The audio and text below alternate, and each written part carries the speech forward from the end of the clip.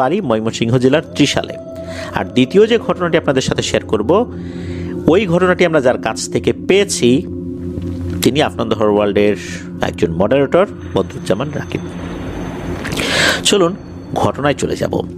প্রথম যে ঘটনাটি মূলত এই জিল্লুর রহমান ভাই আমাদেরকে শেয়ার করেছেন, এই ঘটনাটি উনি যার কাছ থেকে পেয়েছেন তিনি বাংলাদেশ সেনাবাহিনীর একজন সদস্য। তিনি তারই আত্মীয় হন, নাম রাসেল। বর্তমানে বাংলাদেশ সেনাবাহিনীর ৩৩ পদাতিক ডিভিশনে কর্মরত রয়েছেন আর রয়েছেন কুমিল্লা ক্যান্টনমেন্টে। ঘটনাটি মূলত ওনার সাথেই ঘটেছিল। শুধু উনি না, ওনার সাথে আরও বেশ কয়েকজন বন্ধু ওই সময় ছিল যারা এই ঘটনাটি প্রত্যক্ষ করেছিল। ঘটনাটির সময়কাল 19শে ফেব্রুয়ারি 2004, শীতের শেষের দিকে। তবে ওই সময় মোটামুটি ভালোই শীত ছিল তখন। এলাকার 10ম শ্রেণী থেকে এসএসসি পরীক্ষা দেবে এমন বয়সী 14 জন পিকনিকে যাওয়ার আয়োজন করেছেন। পিকনিকের স্থান শেরপুর জেলার কর্ণঝোড়া, সীমান্তবর্তী পাহাড়ি জঙ্গলে ঘেরা মনোরম স্থান। ওনারা সবাই আগের বছর স্কুল থেকে সেখানে গিয়েছিলেন, কিন্তু শিক্ষকরা তো আসলে এলোমেলোভাবে ঘোরাফেরা করতে দেন নাই, যার কারণে ওনারা চিন্তা করেছিলেন যে পরবর্তীতে নিজেরা ওখানে আবার আসবেন। এই কারণেই মূলত এরকম একটা পরিকল্পনা হাতে নেয়া।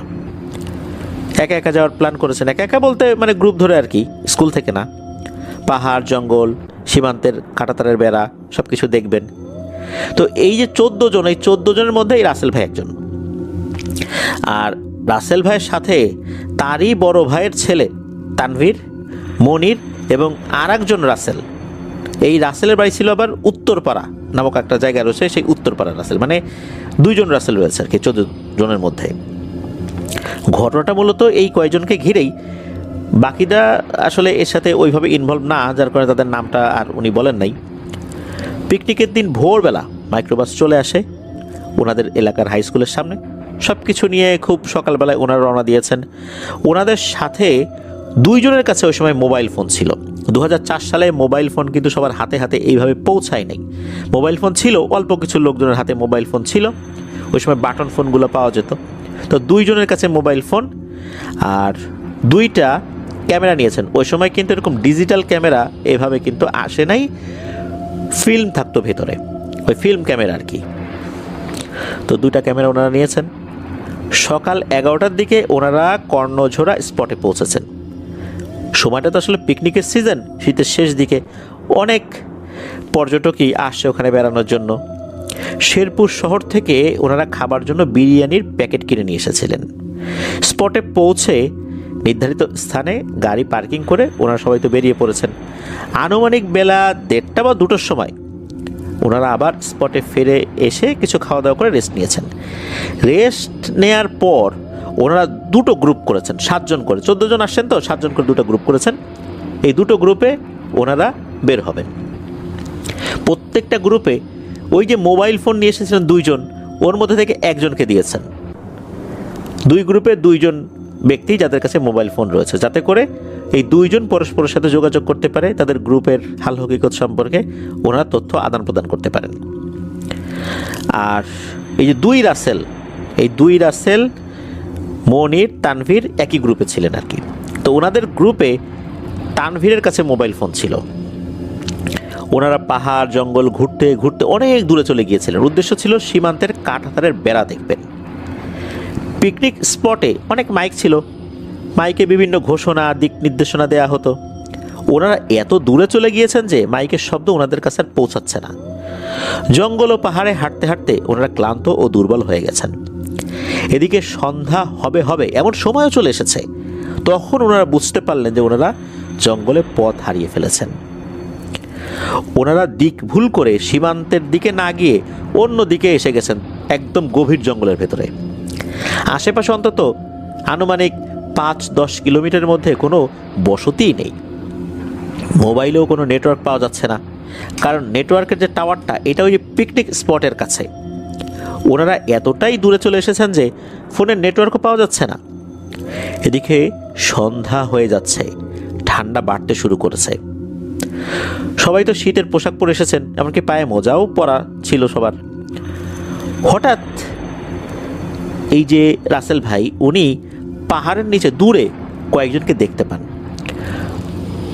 ওনাদেরকে দেখে মনের মধ্যে একটু আশা জাগে যে এখান থেকে বের হওয়ার পথ নিশ্চয়ই পাওয়া যাবে।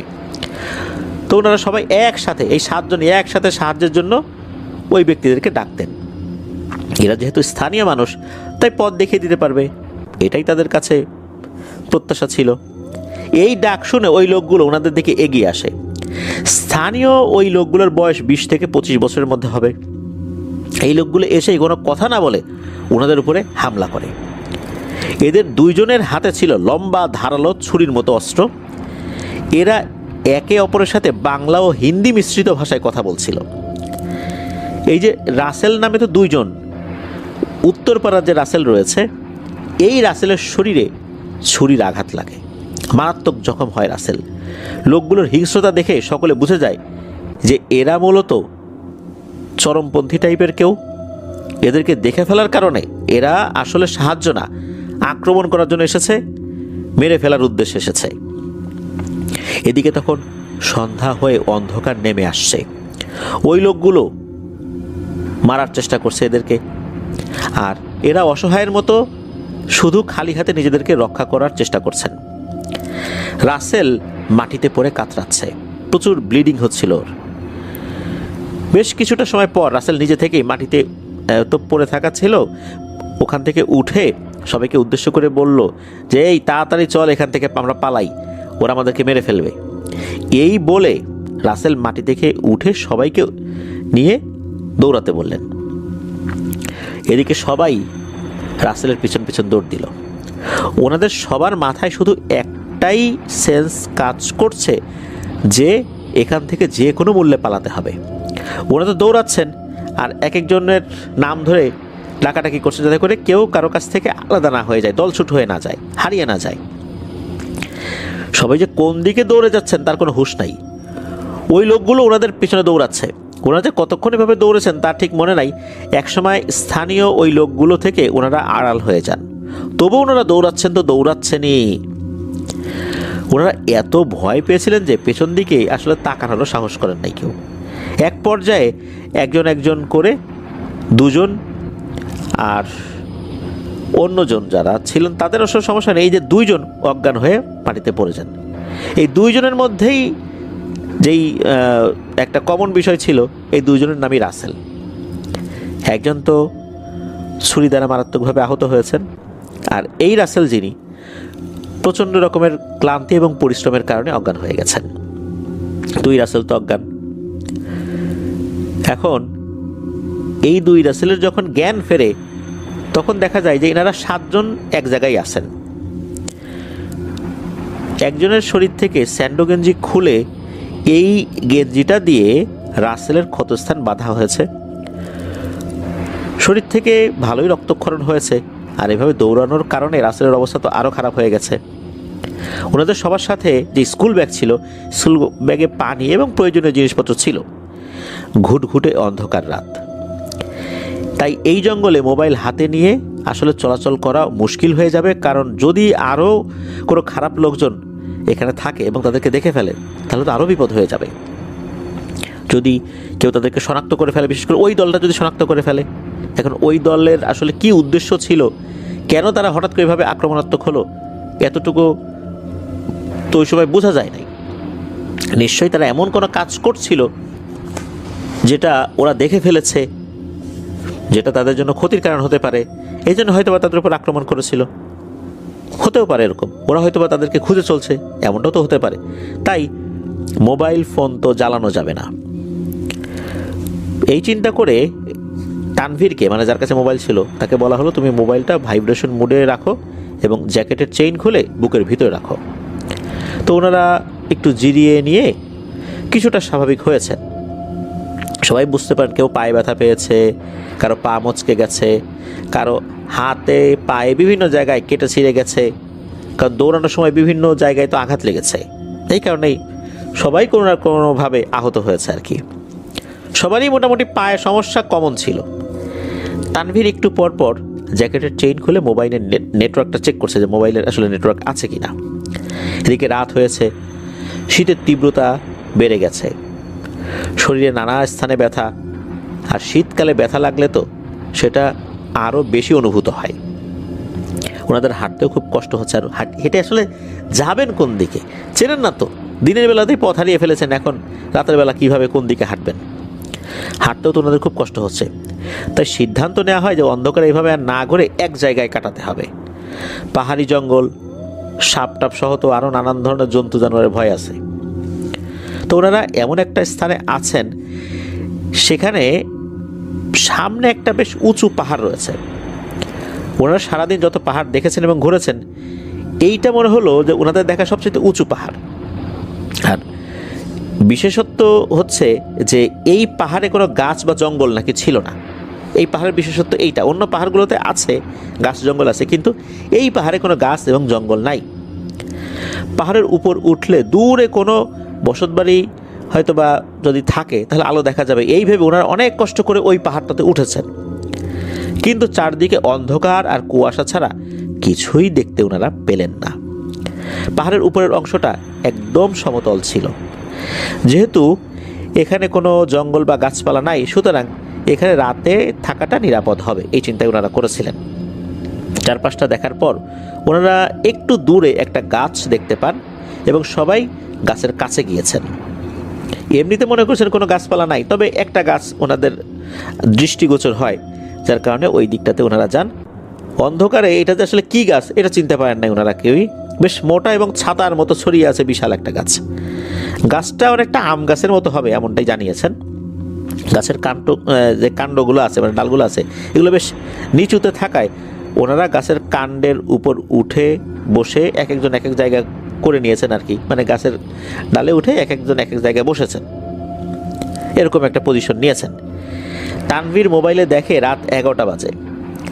গাছের এক একটা ডাল ছিল মোটামুটি এক একটা গাছের মতো বড়, মানে গাছ যেরকম লম্বা হয় বড় হয়, গাছ যেরকম মোটা হয়, ওই এক একটা ডালই ওই রকম টাইপের আর কি। তবে এই ডালগুলো অনেক নিচু নিচু ছিল। গাছটা মোটা ছিল কিন্তু ডালগুলো নিচু ছিল। অনেক সময় দেখা যায় না যে ডালগুলো গাছের একদম বেসমেন্ট থেকে মানে একদম গ্রাউন্ড লেভেল থেকে অনেক উপরে থাকে, ওইখানে কিন্তু এরকমটা ছিল না, মানে গাছটা এমন ছিল। তো বেশ আরাম করেই বসেছেন গাছের উপরে। হেলান দেয়া বা এমনকি শোয়ার জন্য কিন্তু ওই ডালের উপর পর্যাপ্ত জায়গা ছিল। ওনারা মাথার নিচে যেই স্কুল ব্যাগ ছিল বালিশের মতো করে দিয়ে পরস্পর একজন আরেকজনের সাথে আলাপ আলোচনা করতে করতে একসময় ঘুমিয়ে পড়েছেন।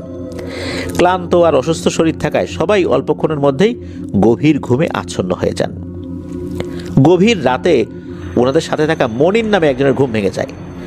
মাথা তুলে মনির খেয়াল করে যে সবাই ঘুমাচ্ছে, তো মনির শুয়ে আছে, তার চোখে ঘুম আসবে আসবে ভাব। এমন সময় মনির জঙ্গলের একদিকে আলোর মতো কিছু একটা দেখতে পায়। মনির উঠে বসে পড়ে। তারা যেহেতু সবচেয়ে উঁচু পাহাড়ে উঠেছে আবার গাছের উপরে, তাই সেখান থেকে নিচের সব কিছু এখন স্পষ্ট বোঝা যাচ্ছে। মনির দূরে জঙ্গলের মধ্যে মনে হচ্ছে আলো দেখার একটা আভাস পাচ্ছে, আলো জাতীয় কিছু একটা মনে হয় দেখছে আর কি। ওই রেডিয়াম যুক্ত যেই তসবি রয়েছে আর কি, অনেক সময় আমরা দেখি না তসবি জ্বলে, লাইটের কাছাকাছি থাকলে যদি হঠাৎ করে অন্ধকার হয়ে যায় তখন আমরা তসবিগুলো জ্বলা দেখি যে একটু জ্বলে আছে, এর মধ্যে রেডিয়াম ধাতু আছে আর কি, এই জন্য জ্বলে। মনে হচ্ছে ওই রকম টাইপের কিছু জিনিস, একটা না অনেকগুলা, এদিকে এগিয়ে আসছে। মনির কৌতূহলী হয়ে একে একে সবাইকে ডেকে তোলে এবং ওই আলোর দিকে তাকাতে বলে। তো ওনারা সবাই প্রথমে মনে করেছেন যে ওনাদেরকে খোঁজার জন্য মনে হয় বাকি বন্ধুরা লোকজন নিয়ে বের হয়েছে, তাই আগ্রহ নিয়ে আলোর দিকে তাকিয়ে আছেন। 4 থেকে 5 মিনিটের মধ্যে ওনারা বুঝতে পারেন যে ওনারা যে আলোটা দেখেছেন বা যেটাকে আসলে আলো মনে করেছেন এটা আসলে কোনো আলো না। ধবধবে সাদা পোশাক পরা অনেকগুলো মানুষ, অন্তত 150 থেকে 200 মানুষের মতো হবে। সকলের পোশাক থেকে এক ধরনের আলো নির্গত হচ্ছে, কিন্তু সেই আলোতে চারপাশ আলোকিত হচ্ছে না, ঠিক রেডিয়াম তসবির মতো। এগুলো আলোকিত, এটা বোঝা যায়, কিন্তু ওই আলো থেকে আশেপাশে ওভাবে কিন্তু আলোকিত হয় না। তো এমনটাই মনে হচ্ছে, ওরা সবাই মনে হচ্ছে ঠিক ওনাদের দিকে এগিয়ে আসছে। আরও বেশ কিছুটা এগিয়ে আসার পর ওনারা বুঝতে পারলেন যে এরা কেউই মানুষ না, কারণ এরা মানুষ হতেই পারে না। এদের উচ্চতা সাধারণ মানুষের প্রায় দ্বিগুণ হবে। জঙ্গলের মধ্যে নির্জনে ওনারা একা একা তো আছেন, তারপর সবাই আহত কম বেশি।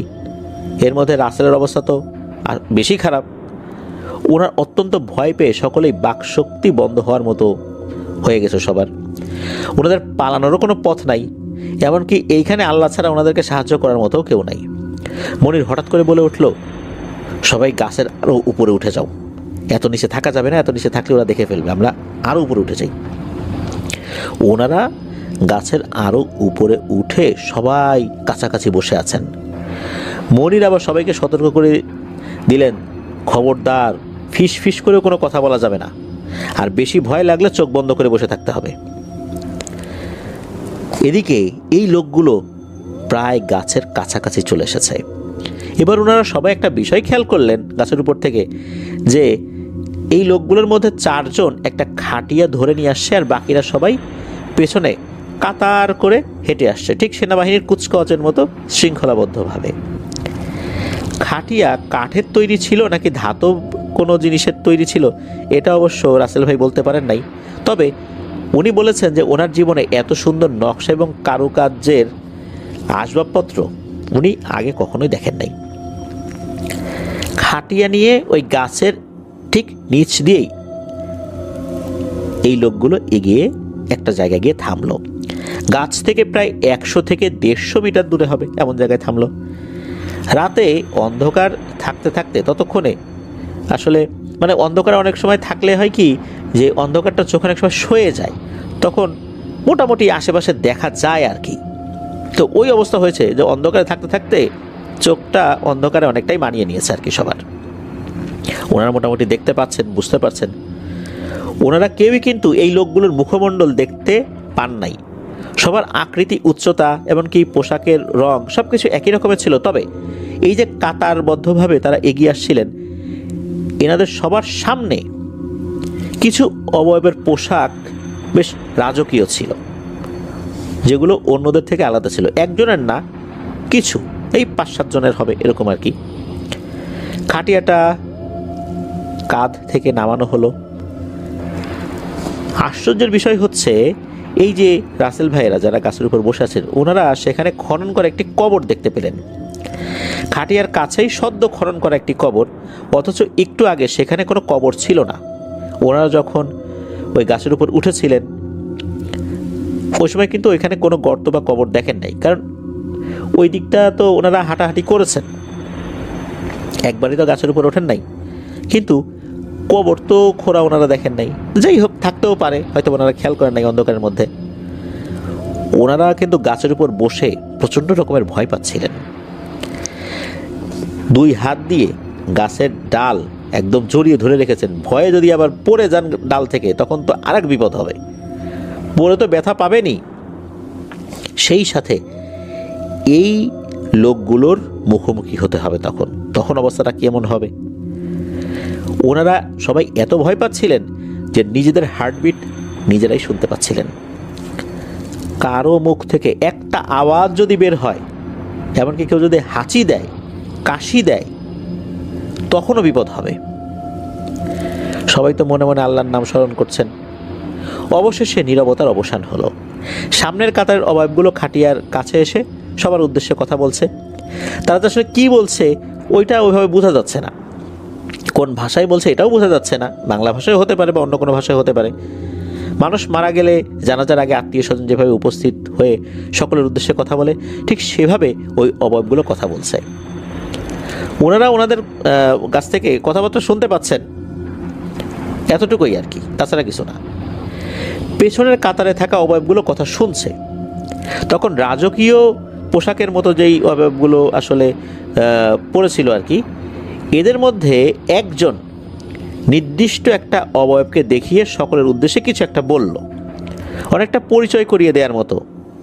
তারা ওই অবয়বকে একটি মুকুট পরিধান করিয়ে দেয় এবং ওই মুকুটধারী অবয়ব জানাজার ইমামতি করেন। ঠিক মানুষের জানাজার মতো ছিল তাদের জানাজা। জানাজা করে দাফনের কাজ শেষ করে মোনাজাত করা হলো। মোনাজাত শেষে সকলে পূর্বের মতো শৃঙ্খলাবদ্ধ হয়ে চলেও গেল। তবে তারা যাওয়ার সময় মনে হলো একটু ভিন্ন পথে গিয়েছে। আমরা ঈদের নামাজ পড়ার সময় যেমন এক পথে যাই, ফেরার সময় আরেক পথে আসি, ঠিক ব্যাপারটা এরকম ছিল। অবয়বগুলো ওনাদের থেকে 100 কি 150 মিটার দূরে ছিল। তাদের শরীরের সুগন্ধি ওনাদের নাকে ভেসে এসেছে। এত মন মাতানো সুগন্ধির যেই একটা সুবাস ইতোপূর্বে ওনারা কেউই পান নাই, এমনকি এখনও সেই সুগন্ধির মতো সুগন্ধি ওনারা পান নাই। ওনারা তো নিঃশব্দে গাছে বসে আছেন। অবয়বগুলো অনেক দূরে চলে গেলেও কিন্তু ওনারা গাছ থেকে আলো দেখতে পাচ্ছিলেন। ওনারা অসহায়ের মতো গাছেই বসে আছেন, কেউ কোনো কথা বলার সাহসও পাচ্ছিলেন না। সকাল হলে হয়তো সব কিছু ঠিকঠাক হয়ে যাবে এই আশায় গাছে বসে আছেন। জঙ্গলে এক ধরনের ভয় ছিল, এবার জঙ্গলবিহীন পাহাড়ের উপর এসে এখন ভিন্ন ধরনের ভয় ওনারা পাচ্ছেন। ওই সময় তানভীর ফিসফিস করে বলে, সবাই আস্তে আস্তে, আমরা আগের জায়গায় এখন নামি। হ্যাঁ, তো ওনারা আগের জায়গায় যে নামবেন, কুয়াশায় কিন্তু বিভিন্ন জায়গা ভিজে গেছে। ওই পাতার উপর কুয়াশা পড়েছে, পাতার থেকে ওই কুয়াশা পানি হয়ে ডালগুলোতে পড়েছে। এই ডালগুলো কিন্তু ভিজে কিন্তু পিচ্ছিল হয়ে গেছে। তাই ওনাদেরকে কিন্তু খুব দেখে শুনে নিচ দিকে নামতে হবে আর শুকনো ডালগুলো খুঁজে নামতে হবে যেখানে পানি কম পড়েছে, অর্থাৎ কুয়াশার পানি কম পড়েছে। এদিকে ব্যথা ঠান্ডায় শরীর তো একদম অবশ হয়ে গেছে। অনেক কষ্ট করে ওনারা মোটামুটি একটা জায়গায় নেমে এসেছেন। কিন্তু নেমে আসার পর একটা অদ্ভুত বিষয় খেয়াল করলেন যে যেখানে কবর দেয়া হয়েছে সেখানে তো কোনো চিহ্ন থাকার কথা। অন্ধকারের মধ্যে সেখানে কোনো চিহ্ন দেখতে পাচ্ছেন না। মনে হচ্ছে ওই জায়গাটা একদম সমান। ওই জায়গায় কিছুটা ঘাস যে আছে সেটাও বোঝা যাচ্ছে, মানে ওখানে কিছুই নাই, ওটা একদম স্বাভাবিক হয়ে গেছে। এটা কিভাবে সম্ভব? একটা কবর থাকলে তো সেখানে চিহ্ন থাকবে, কিন্তু সেখানে কিছুই নাই। এটা তো স্বপ্ন না। একজন স্বপ্ন দেখতে পারে, কিন্তু এখানে সবাই 7 জনে কি স্বপ্ন দেখেছে? তা তো না। ওনারা বুঝেই নিলেন যে এটা আসলে জিনেদেরই কাজ, আর যার কবর হয়েছে সেও জিন জাতিরই একজন সদস্য। এর মধ্যে ওনারা জঙ্গলে পাখির কিচিরমিচির হচ্ছে এমন শব্দ শুনতে পান। এদিকে সকালের আলো ফুটতে ওনারা দেখছেন। লোকালয় থেকে অনেক দূরে ছিলেন তো, তাই ফজরের আজান শুনতে পান নাই। যখন সকাল হচ্ছে তখন বুঝতে পেরেছেন যে আসলে সকাল হয়ে গেছে। তবু ওনারা গাছ থেকে নামার সাহস পাচ্ছেন না। সূর্য ওঠার পর সাহস নিয়ে ওনারা গাছ থেকে নামেন। দ্রুত পাহাড় থেকে নেমে অনেকটা এগিয়ে গিয়ে তারপর থেমেছেন। হাঁটা তো দূরের কথা, ওনারা কেউ মাটিতে পাই ফেলতে পারছিলেন না ব্যথায়। একটু বিশ্রাম নেন, এরপর আবার একটু খুঁড়িয়ে খুঁড়িয়ে হাঁটেন। এভাবে ওনারা আগাচ্ছিলেন। কিন্তু এক জায়গায় বসে থাকাটাও তো ওনাদের জন্য আসলে নিরাপদ না। এদিকে ওনাদের ব্যাগে থাকা পানির বোতলের পানিও শেষ হয়ে গেছে। এদিকে ওই যে রাসেল যিনি আহত হয়েছেন তার অবস্থা তো খুবই শোচনীয়। দুপুরের দিকে কয়েকজন বিডিআর সদস্য, তৎকালীন বিডিআর, আজকের বিজিবি বিডিআর সদস্য ওনাদেরকে খুঁজে পান এবং ওনাদের সাথে থাকা ওয়্যারলেস সেট দিয়ে ওনাদের ক্যাম্পে সংবাদ দেন। পরবর্তীতে বেশ কিছু স্ট্রেচার নিয়ে আসে ওনাদেরকে নিয়ে যাওয়া হয়। আর নিয়ে যাওয়ার সময় কিন্তু বেশ বিপত্তি সহ্য করতে হয়েছিল বিডিআর সদস্যদেরকে, কারণ ওই সময়ে নিয়ে যাওয়ার জন্য ওই রাস্তায় আসলে কোনো যানবাহন চালানোর মতো অবস্থা ছিল না। মাঝে একটা জায়গায় ঘোড়ার গাড়ি আনতে হয়েছিল যেখানে মোটামুটি একটু চলাফেরা করা যায় আর কি। আর ওই পর্যন্ত বিডিআর সদস্যরা ওনারা স্ট্রেচার ধরে নিজেরা অনেক কষ্ট করে ওনাদেরকে নিয়ে আসছিলেন, কারণ এই 7 জনের আসলে হাঁটার মতো অবস্থা ছিল না। দীর্ঘ পথ বিডিআর সদস্যরা স্ট্রেচারে করে তাদেরকে নিয়ে আসছেন এবং একটা পর্যায়ে ঘোড়ার গাড়িতে তুলতে হয়েছিল। এরপর গিয়ে ওনারা বিডিআর ক্যাম্পে পৌঁছান। বিডিআর ক্যাম্পে পৌঁছানোর পর বাকি বন্ধুদেরকে ওনারা দেখতে পান। মূলত ওনার বাকি বন্ধুরা সন্ধ্যা পর্যন্ত কোনো খোঁজ খবর না পেয়ে তারা কিন্তু বাড়িতে ফিরে যায় নাই, বিডিআর ক্যাম্পে গিয়ে তাদেরকে এই বিষয়টা বলে এবং তাদের কাছে সহযোগিতা কামনা করে। তখন যিনি ক্যাম্প ইনচার্জ ছিলেন তিনি বিষয়টা খুব গুরুত্বের সাথে দেখেন এবং ওই দলে যে 7 জন ছিল, মানে যেই 7 জন আসলে ওই পিকনিক স্পটের আশেপাশেই ছিল, তারা হারায় নাই, এই 7 জনকে ওই রাতে ক্যাম্পে থাকা খাওয়ার ব্যবস্থা করা হয়। আর ওনারা বলেন যে যেই টহল টিমগুলো আছেন দূরে দূরে তাদেরকে ওনারা বিষয়টা জানাবেন, আর সকাল হলে রেস্কিউ অপারেশন করতে হবে। এখন রাতের বেলা রেস্কিউ অপারেশন করাটা অত্যন্ত ঝুঁকিপূর্ণ, তারপরেও যারা পেট্রোল ডিউটিতে আছেন তাদেরকে ওনারা বিষয়টা জানিয়ে দিচ্ছেন, তারা পেলেই ওয়াকিটকির মাধ্যমে জানাবেন। তো তারা ওই রকম ব্যবস্থা করেছিলেন। এদিকে এনাদের ফিরতে দেরি দেখে, মানে যারা এই পিকনিকে এসেছিলেন বাড়ি থেকে, তারাও তো ব্যতিব্যস্ত হয়ে গেছে, কি হইলো। একজনের কাছে তো ফোন ছিল, তানভীরের কাছে যে ফোন ছিল তার ফোনে তো নেটওয়ার্ক ছিল না, অন্যজনের কাছে যে ফোন ছিল তার কাছে যখন ফোন করেছে তখন ওনারা তো জানাইছেন যে ঘটনাটা কি হয়েছে। এদিকে পরিবারের সদস্যরা তো চলে আসছেন সকালবেলা শেরপুরের এই ক্যাম্পের এদিকে। ক্যাম্পে যখন 14 জনই উপস্থিত হয়, এর মধ্যে 7 জনের অবস্থা তো খারাপ, তার মধ্যে রাসেলের অবস্থা তো গুরুতর, তখন শেরপুর স্বাস্থ্য কমপ্লেক্সে ক্যাম্প থেকে পাঠানো হয়। ওনারা হসপিটাল থেকে একদিন পর রিলিজ পান। আত্মীয় স্বজনরাই মূলত জোর করে ওখান থেকে নিয়ে যেতে চাচ্ছেন, কারণ আসলে শেরপুরে থাকার মতো অবস্থা তো অনেকের ছিল না, নিজ এলাকায় নিয়ে গেলে হয়তো বা ট্রিটমেন্টটা ভালো হবে, এই জন্যই। তো এরপর আত্মীয় স্বজনদের কাছে সবাইকে হস্তান্তর করে বিডিআর সদস্যরা। এরপর ওনারা তো ময়মনসিংহ চলে আসেন। রাসেল বেশ কিছুদিন হসপিটালে ভর্তি ছিলেন, সেখানে তার ট্রিটমেন্ট করা হয়েছে। আর অন্যদের আঘাত তেমন কোনো গুরুতর আসলে ছিল না। ম্যাক্সিমাম সদস্য যারা ছিলেন এই 7 জনের মধ্যে রাসেল ছাড়া, রাসেল তো 2 রাসেল, মানে যিনি আহত হয়েছেন ওই রাসেল ছাড়া সবাই মূলত ব্যথা এবং জ্বরে ভুগেছিলেন বেশ অনেক দিন। এছাড়া আল্লাহর রহমতে অন্য কোনো সমস্যা হয়নি। এরপর থেকে অনেক দিন পর্যন্ত ওনারা রাতে একা বেরই হন নাই, এমনকি বিছানায় রাতে একা ওনারা ঘুমাতেও যান নাই, এতটা ভয় পেয়েছেন। কারণ আসলে সবাই তো এসএসসি পরীক্ষা দিবেন, বয়স তো বেশি হয় নাই ওই সময়। সবাইকে স্থানীয় কবিরাজের কাছেও নেওয়া হয়েছিল। ওই কবিরাজ এমন একটা বিস্ময়কর তথ্য বলেছিলেন যেটা শুনে সবাই খুব অবাক হয়েছিল। কেননা ওই কবিরাজ তার অনুগত জিনদের মাধ্যমে খবর নিয়ে জানতে পারেন ওই যে পাহাড়টা, যেই পাহাড়ে আসলে ওরকম কোনো গাছপালা নাই, জঙ্গল নাই, ওই পাহাড়টা মূলত জিনেদের একটা কবরস্থান। ওই সময়ে একটা জিনকে দাফন করা হয় সেখানে, আর এই 7 জন আবার ওই গাছের উপরে তখন ছিল। জিনেরা ওই সময় টের পায় নাই যে এই 7 জন গাছের উপর ছিল, যদি টের পেত তাহলে ভয়ঙ্কর বিপদ হয়ে যেত।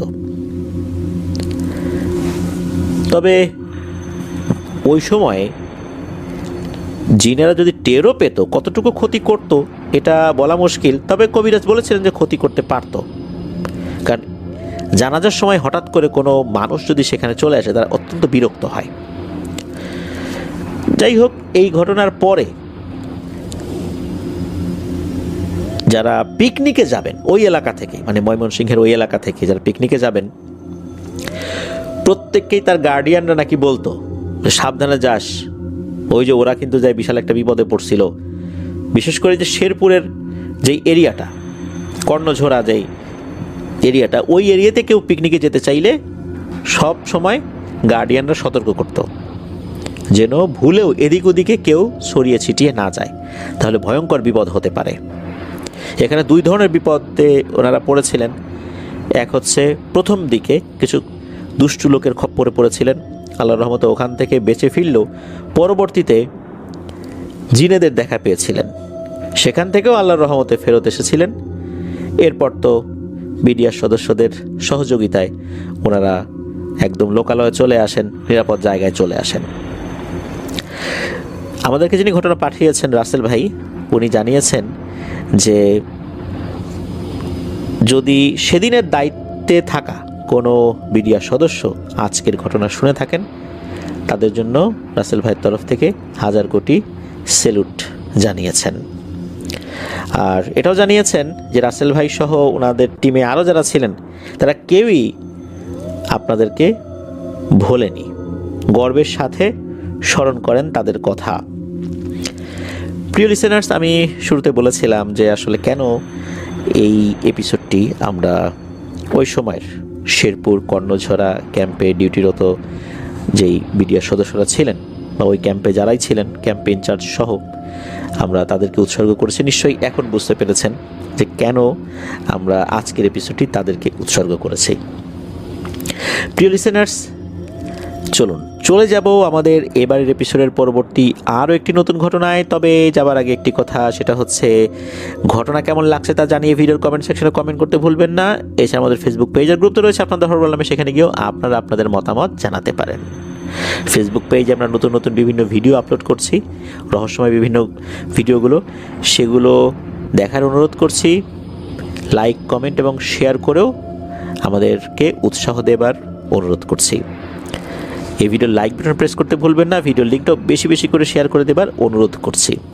চলুন চলে যাব আমাদের এবারের এপিসোডের দ্বিতীয় এবং শেষ ঘটনায়। যেই ঘটনাটি আমরা পেয়েছি আমাদের মডারেটর বদরুজ্জামান রাকিবের কাছ থেকে।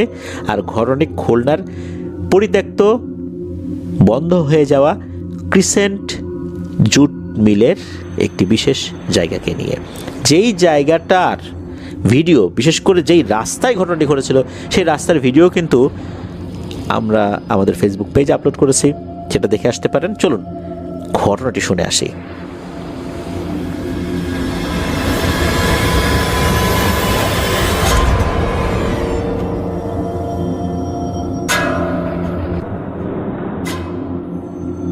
প্রিয় লিসেনার্স, খুলনার ক্রিসেন্ট জুট মিল এটা অনেকদিন ধরেই বন্ধ হয়ে আছে।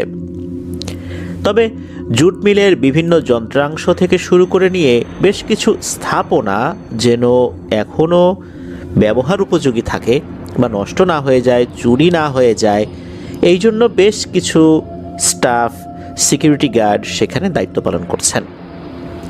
আমরা যখন খুলনা ট্যুরে গিয়েছিলাম, খুলনা ফ্যান মিটের জন্য যখন আমরা খুলনায় যাই, তখন এই ক্রিসেন্ট জুট মিলে আমরা ঢুকেছিলাম। ঢোকার পর বিভিন্ন জায়গা আমরা দেখেছি। এর মধ্যে একটি জায়গা সম্পর্কে আগে থেকেই আমাদের মডারেটর রাকিব আমাকে অবহিত করেছিলেন। সেই রাস্তা দিয়ে হাঁটলাম, যে রাস্তায় সেই ভয়ঙ্কর ঘটনাটি ঘটেছিল। এরপর আরও বেশ খানিকটা এগিয়ে চলে যাই ভৈরব নদীর একদম তীরে। সেখানে যাওয়ার পর একটি বিশাল ক্রেন দেখেছিলাম। সেই ক্রেন রিলেটেড ঘটনাও কিন্তু আমরা আপনাদের সাথে শেয়ার করেছিলাম খুলনা স্পেশাল এপিসোডে। আর ওইটাতে বা ওইটার পাশে ড্রেন রয়েছে, এই ড্রেন সম্পর্কিত ঘটনাও কিন্তু আমরা খুলনা স্পেশাল এপিসোডে আপনাদের সাথে শেয়ার করেছিলাম।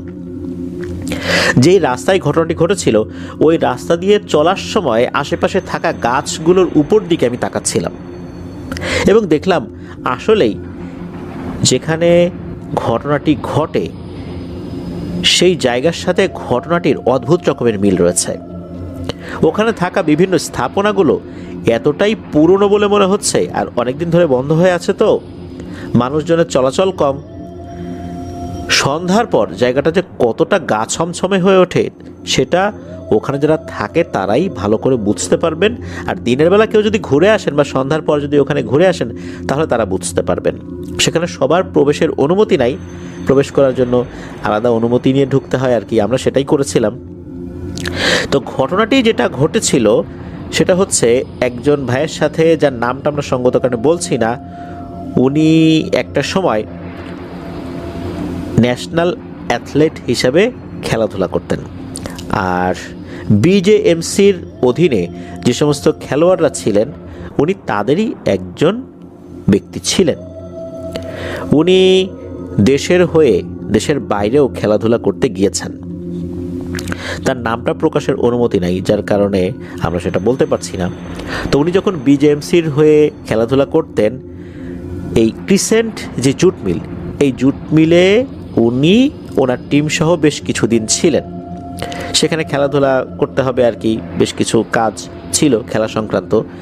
তো এই ক্রিসেন্ট জুট মিলের যেই জায়গাটাতে ওনাদেরকে থাকতে দেওয়া হয়েছিল, এই জায়গাটা একদম ভৈরব নদীর পাশে, একতলা বিশিষ্ট একটি ভবন।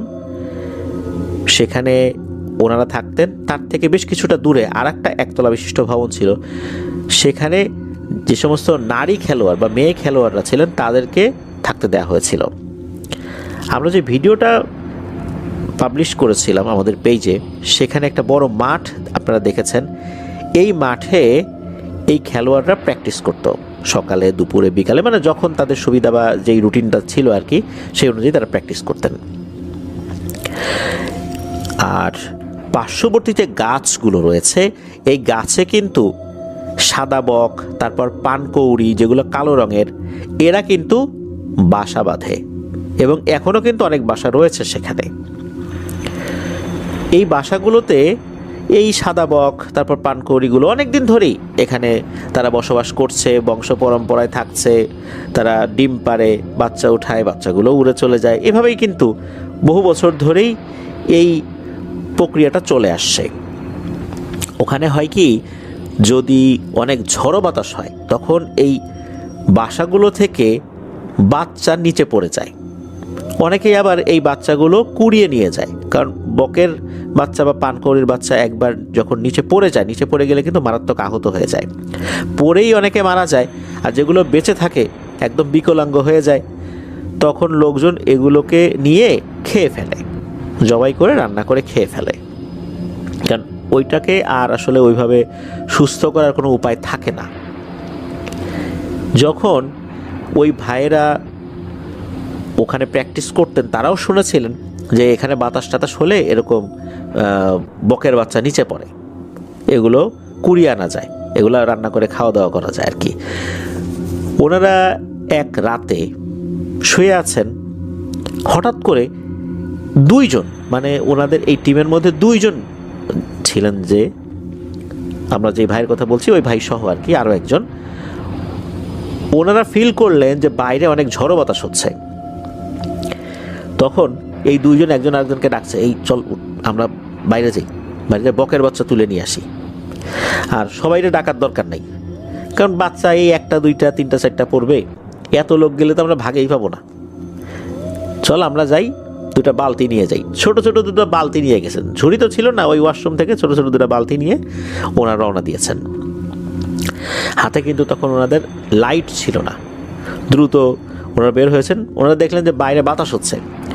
ওনারা দৌড়ে ওই রাস্তাটার কাছে আসলেন, যে রাস্তার দুই পাশে গাছগুলোতে এই বক এবং পানকৌড়ির বাসা ছিল।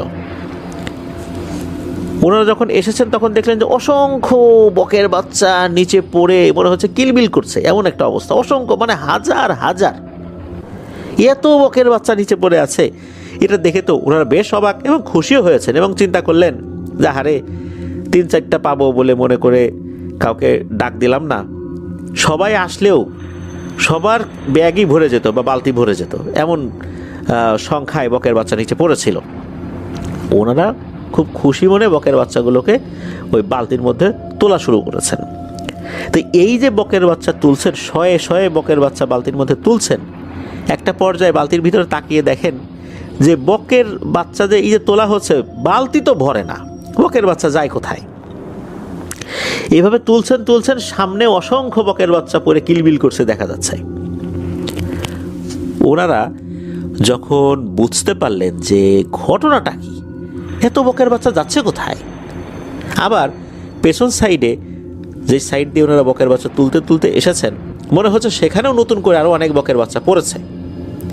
মানে চতুর্দিকে শুধু বকের বাচ্চা বকের বাচ্চা, মানে ওনাদের নজর যতদূর যায় রাস্তার আশেপাশে, সামনে পেছনে ডানে বায়ে সব জায়গায় শুধু বকের বাচ্চা। ওনারা কিন্তু ভালোই বুঝতে পারছিলেন যে এই জায়গায় এগুলো পড়ে আছে, যদিও অন্ধকার ছিল, কিন্তু দেখতে বা বুঝতে ওনাদের কোনোই অসুবিধা হচ্ছিল না। এদিকে এত বকের বাচ্চা এখানে পড়ে আছে, এত বক আশেপাশের এলাকাতেও হয়তো বা নাই, এত বকের বাচ্চা কিন্তু হবারই কথা না। আর এদিকে বালতিও ভরছে না। তখন ওনারা কিছু একটা ভেবে থমকে গেলেন, নিজেরা নিজেদের মধ্যে আলোচনা করছেন, আচ্ছা এই যে বকের বাচ্চাগুলো রাখছি, এই বকের বাচ্চাগুলো আসলে যাচ্ছে কোথায়? বালতি ভরছে না তো, এতক্ষণ তো বালতি ভরে আর উপচে পড়ার কথা, কিন্তু মনে হচ্ছে যে বালতির মধ্যে তিন চারটা বকের বাচ্চা রয়েছে, এত বকের বাচ্চা কোথায় গেল? এগুলো লাফ দিয়ে বাইরেও তো পড়ে যাওয়ার কথা না, আর পড়লেও 2-4টা পড়তে পারে, কিন্তু এতগুলো তার পড়ে যাবে না। তখন ওনারা বুঝতে পারলেন ওনারা কোনো একটা মায়াজালে পড়ে গেছেন। এরপর হঠাৎ করে দেখতে পেলেন যে দূরে একটা গাছের উপরে ভয়ঙ্করভাবে মনে হলো ঝাঁকুনি হলো। এরপর তার পাশের গাছে আবার একটা ঝাঁকুনি হলো। আগের গাছের ঝাঁকুনিটা কিন্তু থেমে গেছে, তার পরের গাছে ঝাঁকুনি হলো। মনে হচ্ছে ওই গাছ থেকে লাফ দিয়ে কোনো একটা জিনিস এই গাছে আসছে। তারপরে হয় কি, ওই গাছ থেকে লাফ দিয়ে আবার এই গাছে আসছে, মানে তার ইমিডিয়েট পরে যে গাছটা, তখন সেই গাছটা নড়ে ওঠে। মনে হচ্ছে অনেক ভারী কোনো জিনিস এক গাছ থেকে লাফিয়ে লাফিয়ে আর এক গাছে আসছে। এই জিনিসটা কি, এটা দেখার জন্য ওনারা ঠায় দাঁড়িয়ে রইলেন। আর তারপর যেটা দেখতে পেলেন, এটা দেখার জন্য ওনারা মোটেও প্রস্তুত ছিলেন না। ওনারা দেখতে পেলেন বিশাল একটা লোমশ প্রাণী, গরিলা আকৃতির কিছু একটা হবে, এরকম একটা জিনিস এক গাছ থেকে লাফিয়ে লাফিয়ে অন্য গাছে আসছে। আর ওই সময় ওনারা আর একটা বিষয় খেয়াল করেন যে নিচে কোনো বকের বাচ্চা নাই, একদম ক্লিন, এমনকি ওনাদের বালতির মধ্যেও কোনো বকের বাচ্চা নাই। আর এই যেই গাছগুলোতে এই একটা অদ্ভুত ভয়ঙ্কর অবয়ব লাফিয়ে লাফিয়ে এক গাছ থেকে আরেক গাছে যাচ্ছে, ওই গাছে যে ঝাঁকিটা হচ্ছে, ওই ঝাঁকিতে আবার কিছু বকের বাচ্চা পড়ছে, 3-4টা বকের বাচ্চা পড়ছে আর কি, এমনটা মনে হলো। ওনারা যখন এটা দেখলেন, এটা দেখার পর মারাত্মক ভয় পেলেন এবং বুঝতে পারলেন ভয়ঙ্কর কোনো একটা বিপদে ওনারা পড়ে গেছেন। এখনই যদি এখান থেকে না পালান তাহলে প্রাণ নিয়ে আর ফিরতে পারবেন না। ওনারা বালতি ওখানেই রেখে মানে ফেলে দিয়েছেন, এক দৌড়ে চলে গেছেন ওনাদের থাকার যে জায়গাটা।